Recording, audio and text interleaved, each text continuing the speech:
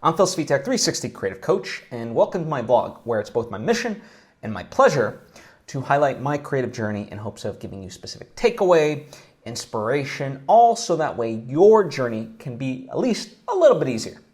Now, before I fully dive into things, I would like to take the opportunity to invite you to subscribe if you haven't already. That way you get all the various lessons and episodes that I put out right when I put them out. Thank you if you just did, and thank you if you already were. It truly does mean a lot to me, as I hope it does to you. So let's get into it. This past week, the major driving force creatively has been meeting the requirements for a film grant that I'm applying to. The deadline is January 18th, and I have most of the things done. The biggest component to it, though, was editing 60 minutes worth of the film. Now, that's a tall order in the sense that, obviously the movie that I'm working on is a feature film, expected to be about 90 to 95 minutes, so no problem there. But the problem is meeting that deadline by January 18th. And, I am in the midst of editing, and what I'd done was I broke up the film into chunks, what I call reels. And I broke the movie up into about 6 reels. And a reel roughly is about 20 minutes, give or take, right? And so reel 1 had been done this past Sunday. And, this week was all about reel 2. And so by that calculation, I would only be at about 40 minutes. Now, for better or worse, the movie itself, the edits are coming in a little bit fat, as I like to call it. Meaning, while reel 1 is supposed to be roughly 20 minutes, it came in at about 23, right? So there's things to trim down and make it more compressed and streamlined. And, same thing with reel 2. I knew kind of in a lot of sense there would be stuff that was in there that's definitely going to need to be trimmed down for the actual final thing. But in this case, it actually was to my advantage because in total, while I was only supposed to get to 40 minutes in theory, I actually got to 49 with reel 1 and reel 2. And so that leaves me 11 minutes to get to 60 minutes. Not bad, right? And, I was in discussion about this with various people. I was like, okay, do I just literally just throw in raw footage towards the end just to, just like a raw take from start to finish of a scene, a wide shot, just to get to 60 minutes and represent what it is. And, they could kind of see the editing style overall within the first 50 minutes, and then the last 10 minutes, it's like, okay, at least you see where we're at, right? But luckily, my friend Khalil stepped up, and, I gave him reel 3, and so I was like, hey, just cut together 10 minutes. He's a great editor himself. And yeah, so collectively, we got it to 60 minutes. Now, I have not actually seen the portion of Khalil's cut. I'm very curious about that, and I'll talk about that in a moment. But, that's been the driving force. And, yeah, in many ways, would I want more time and would I want a more tighter version to be sent to them so they could see, and, one that's got cleaner audio and stuff like that? Yes, of course, 100%. But at the same time, this deadline's a deadline. They want a rough assembly, so they're not looking for a polished 60 minutes. They just want to see where things are at. And so if I could show to them that, yes, we have 60 minutes worth of stuff edited, it's in the process, but at least it's there, then that'll give them an idea, right? That's the hope.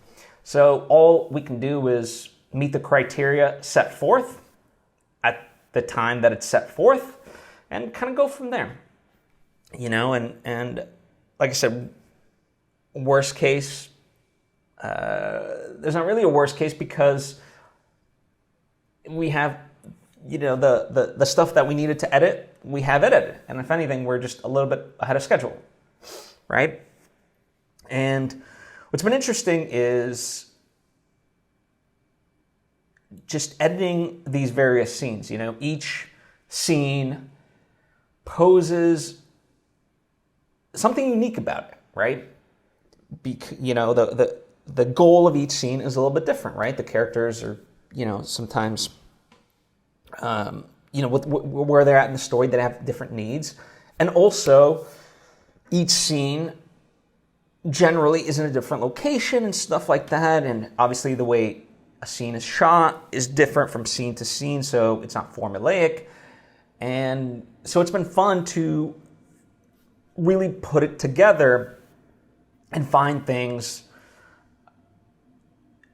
that were kind of, we aspired for in some sense, right? Between the acting, the direction, as well as the filming of it, right? The camera angles and so forth.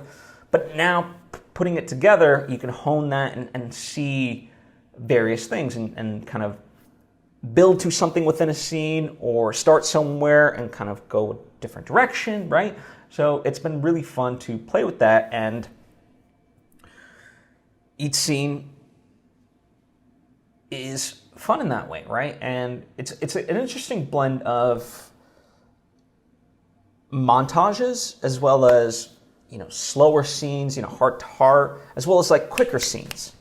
So there's the pace is intended to be, start, stop, 2 steps forward, 1 step back, that type of thing. It's I want it to be almost like a tango in a sense, where it's got this energy and stuff like that. And when you do take a moment of pause, it's very strategic.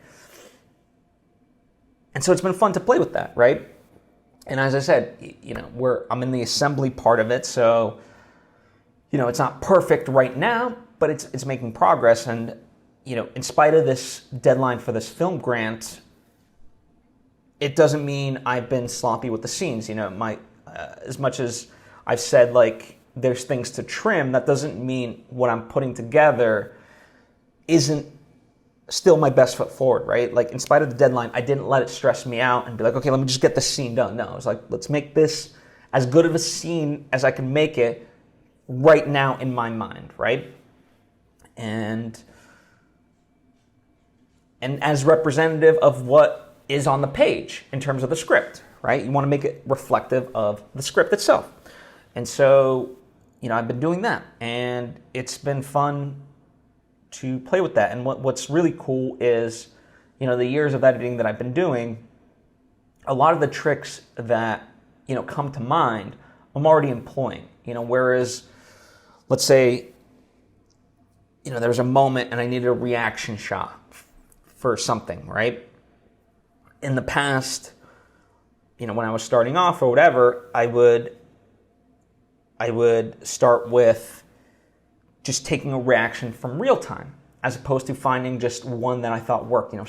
In editing terms, we call it stealing a moment. Something that wasn't intended for that moment, but you find it within the footage and you just take it and repurpose it to create a moment, right? And a lot of this stuff has become second nature. Putting in, like, if a character's not on screen, we see the back of them, throwing in different audio take to enhance them versus like what they said in that moment, pre-lapping stuff, just all kinds of things that you can imagine that, well, maybe you can't if you're unfamiliar, but as editors, that we employ all the time. And it's just interesting to reflect back upon the years that I've been doing this, where, my first edit of it will be, in essence, even though it's longer than intended, it's still going to be tight and utilizing these various tricks to have the best moments from what was shot, right? And so it's really cool to kind of think of it in that way and how far I've come. So there's that. What's also been interesting is editing the montages, right? People think montages are simple and whatnot. As I said, each scene kind of poses different, forces different approaches, right? And montages, in many ways, you have to tell a story visually, right? And relatively very quickly. And so, in many ways, especially how we did it and how it was filmed, we have all this footage. You can have like maybe an hour's worth of footage, which is essentially going to cut down to 30 seconds. So what I do is I lay it all out, and then I go through and I find the moments, and then, I kind of align it just to tell a story, and then I start trimming, right? In that sense, and it's been a lot of fun. And the montages in particular I've kept a little bit lengthier, simply because, part of it is I want the producers to see, okay, what are the options in terms of what we have, and what is the stuff that we need versus don't need, right? Because that'll be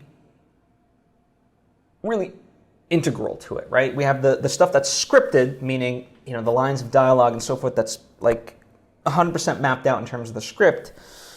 But the montages allow for, while they had a blueprint of, in terms of the script, what we intended, it allows us to heighten certain moments or redirect certain moments and so forth, right? And so I'm looking forward to seeing the entire edit, from start to finish, the entire movie, and being like, okay, well, what is stuff that we're hitting over the head? What is stuff that we're not? And these montages will allow for that. And of course, the other stuff as well, but the montages in particular allow you a lot of freedom in that way. So in that sense, I want us to see, what's there and what's available and play with that. And through this process, it's also been interesting, they say with writing, don't write with a theme in mind that will develop itself naturally. Well,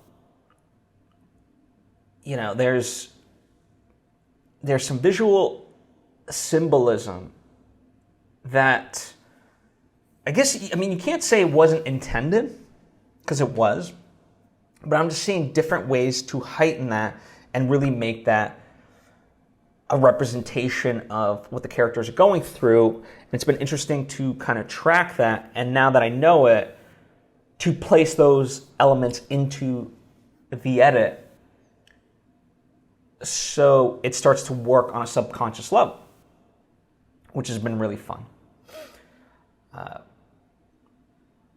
And yeah, that's really exciting for me.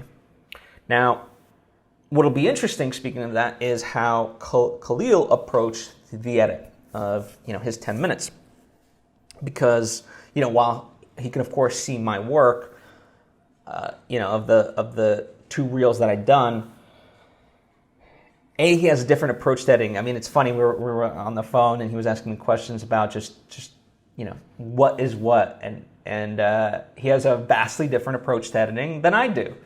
And so just in terms of the process, right? Forget like specific cuts, just the process. But that in itself, how you approach it, obviously then also kind of a byproduct of that is the edits you end up making, right? And that's the cool part about it. You can give the simplest of scenes to 2 different people and they will have 2 different approaches. Heck, you give me one scene on one day and I'm going to approach it one way, and you give me, I approach it another day, it's going to be different. And so I'm very curious to see how it plays out. And yeah, in terms of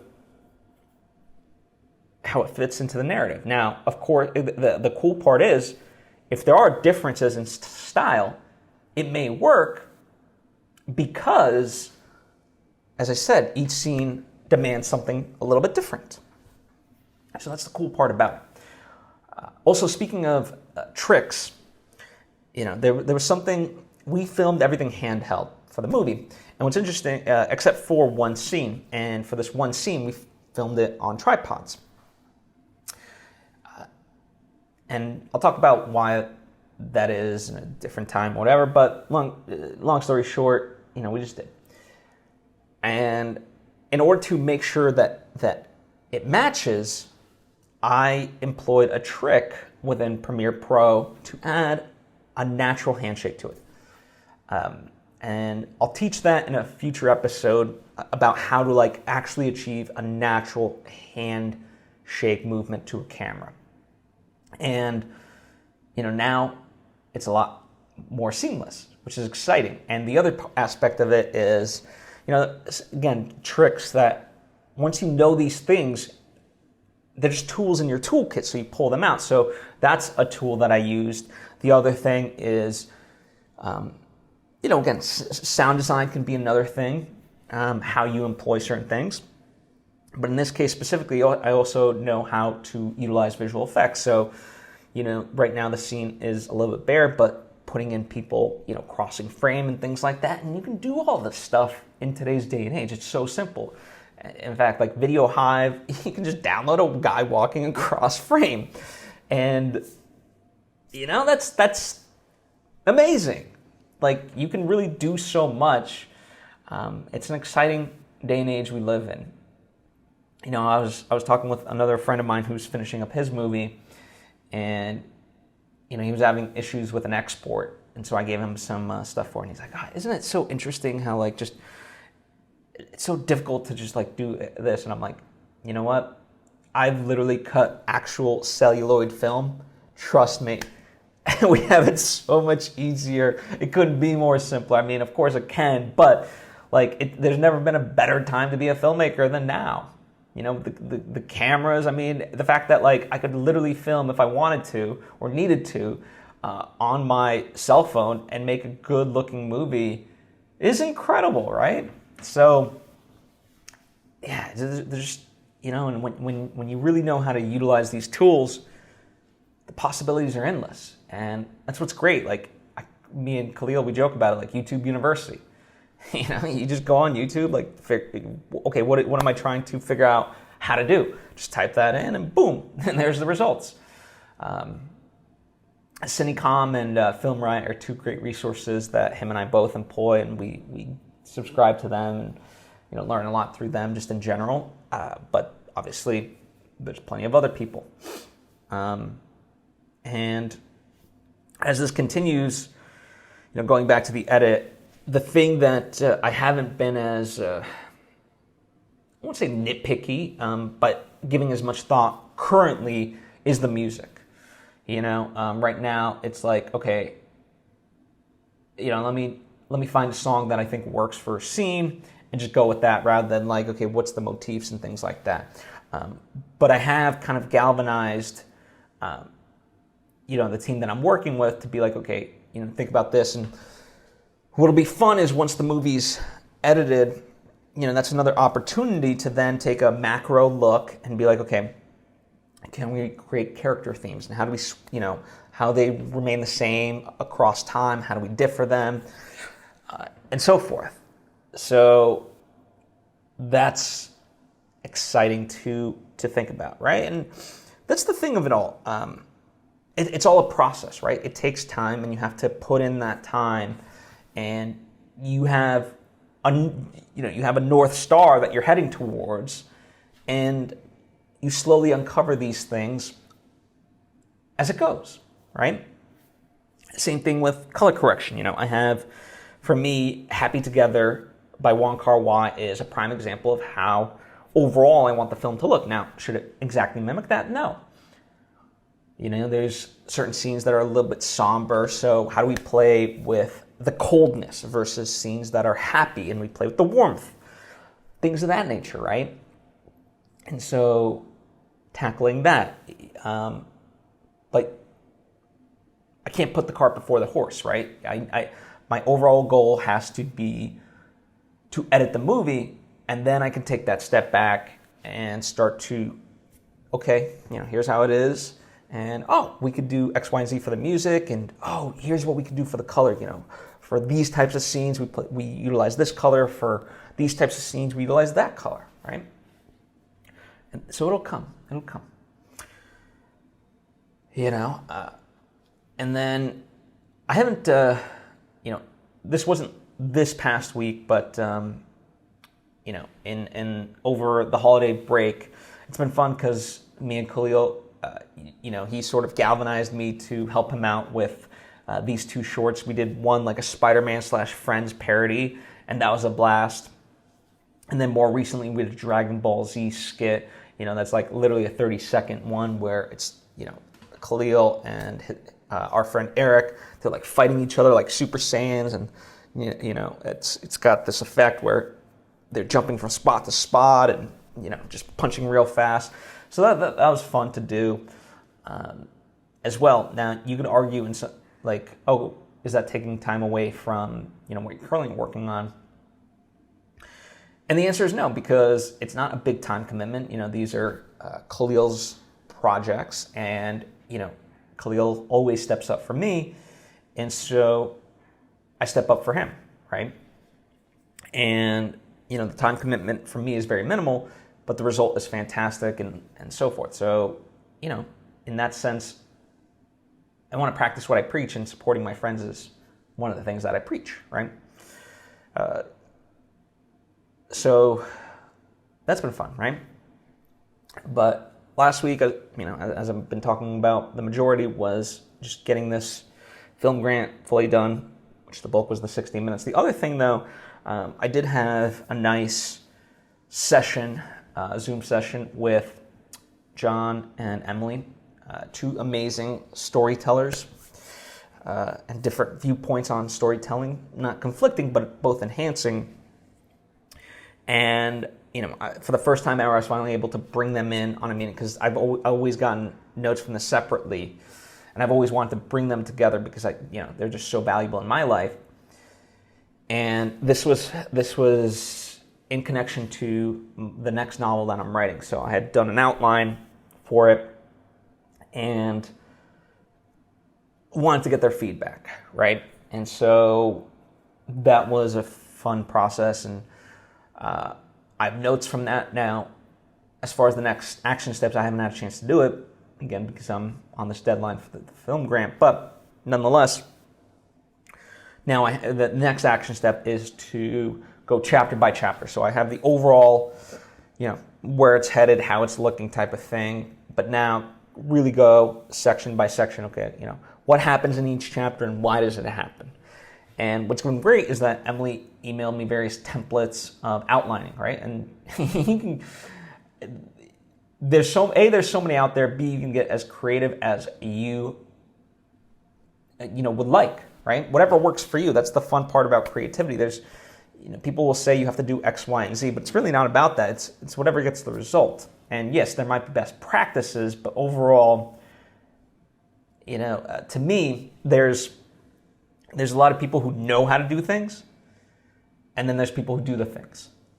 And what's interesting to me, I know how to do a lot of stuff, right? Especially when it comes to filmmaking, which is why when I break the rules, I'm well aware of the rules that I'm breaking, and I also know why I'm breaking them and how it benefits me.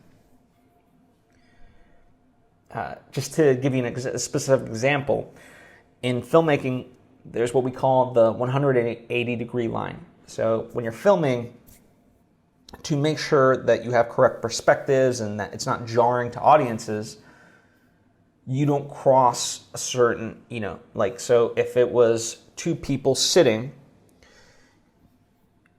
you're on one person's left shoulder, and then on the other person, you're on their right shoulder, right? You wouldn't go right and right, because you would be crossing this imaginary line, and it could seem a little bit jarring. I joked with my friend / producer Ian that our movie crosses that line a lot.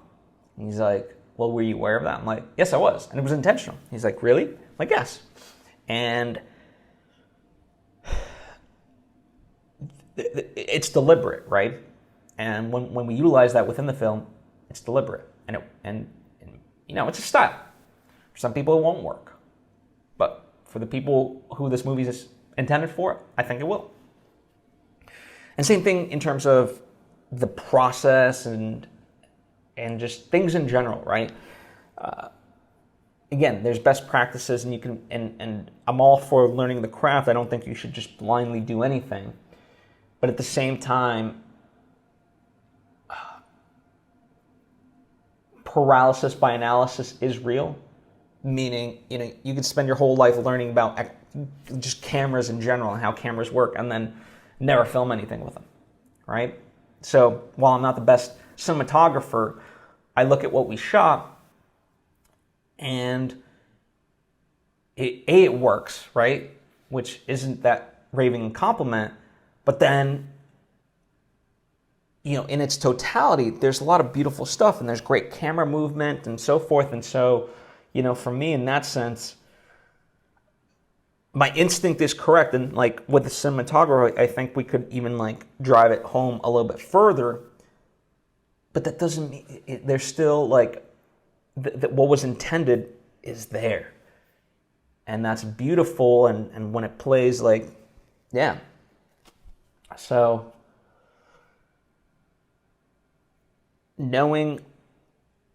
there's knowing how to do something and just doing it. And you will always be better off for just doing it. And any time for me, when I get, because it is daunting, right? When you're editing a feature film, there's especially now, like I've got 2 reels done and 4 more to go. And then obviously there's tons more work after that. But let's just take the first part, 4 more reels to go. That's daunting. There's a lot of big scenes coming up. Whew. But the only way to get rid of that trepidation is to tackle the problem. And it's not even a problem. It's just go for it. And little by little, you start to make your way, and some things work, some things don't, and you navigate, right? And then you can make it better through visions. So anyway, that's kind of this past week in a nutshell. Anyway, thank you so much. As always, feel free to ask any questions, whether about this specifically that I've been talking about or anything else, right? Especially if you'd like to hear a topic discussed in the future, happy to do that. Comment down below. Likewise, if you want more direct interaction, that's what my Patreon page is for. Patreon.com/PhilSvitek. There's, depending on your level of support, there's various tiers of rewards for that. And of course, if you're curious to see the things that I've already created in the past, whether it's books, movies, stuff like that, or just want to support me in the art that I'm doing, then all that stuff is available to you. It's down in the description box. It would mean the world to me if you check some of them out. And if you do, leave a review on Amazon or whatever. It does truly, truly help. Anyway, thank you so much for taking the time to tune in. I appreciate you. I hope to see you next time.